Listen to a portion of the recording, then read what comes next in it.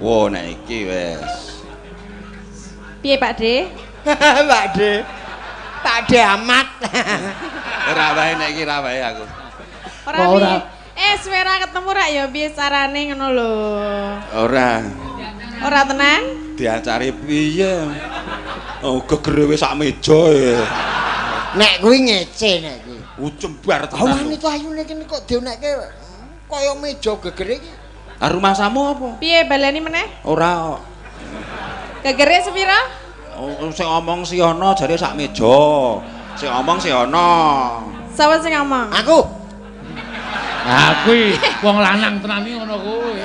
Jenengan ajeng dahar mboten Kang. Aku omong sak meja ora mung mejane ning sak kursine. Tegese? Tegese? Tegese aku daling nganggo lenggah. Oh, terus? Oke. Kula dilenggahi. Lah nek neruske kae. Hah? Tapi Dadi ngene. Positifnya aku meja apa kursi? Lho kowe lho tak kapak-kapake wis positif. Lah, Mas, jarene mau aku meja, kaya meja.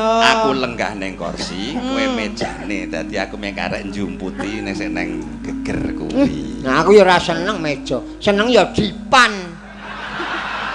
Dipan samene ngembleki kowe kuwi wae piye? Lah piye nek dipan ngopo? Dipan Dipan adalah suatu tempat untuk tidur. Kalau kecil untuk tidur sendiri, Iya. kalau dua berdua. Wah, kalau besar berdua kok berdua. Betul, aku mancing kowe ndak ra omong. Alah. Ayo. Cangkem dagelan ini lucu banget, lunyu banget ya. Soalnya kan mahal situ. Lah aku mahal isih tekan esuk e. Loh, aku ya tekan esuk tekan omah. Lah iya wong kowe saka kene sing minggat ning ndi-ndi. Loh, perlu. Itu ada mencari inspirasi. Apa? Inspirasi. rada-rada muncrat ya. Nah, ya toh. Ki ijan wis iso muncrati wong loro. Lah soalnya kuwi lho. Ate kaya kok. Alah ya mek ngomong. Satria Jodipati ya. Alah digdaya apa pisan langsung klumbruke kok. Modar ora kowe.